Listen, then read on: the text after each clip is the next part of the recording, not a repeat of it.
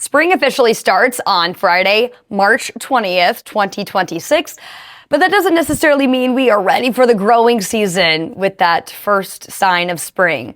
Let's talk about the more ideal growing conditions here in central Indiana. And that's going to start with our average last day that we have a freeze, a temperature of 32 degrees or below. Now, that typically happens along and south of I-70, the middle part of April, about April 15th, areas in northern Indiana, closer to the end of the month of April. Now, what we're looking out for and what we can start measuring now is the soil temperature and the soil moisture.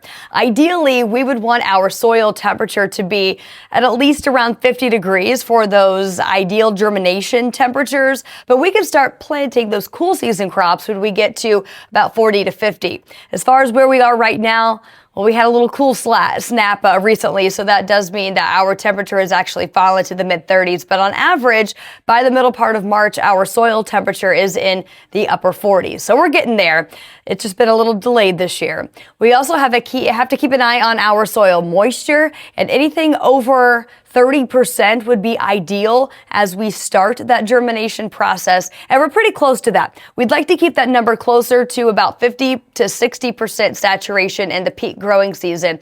But right now, as we sit here in the Indianapolis area, our soil moisture percentage, 31.47, running a little bit above average because of some recent rainfall. We'd like to see that number continuing to grow as we get closer to that growing season.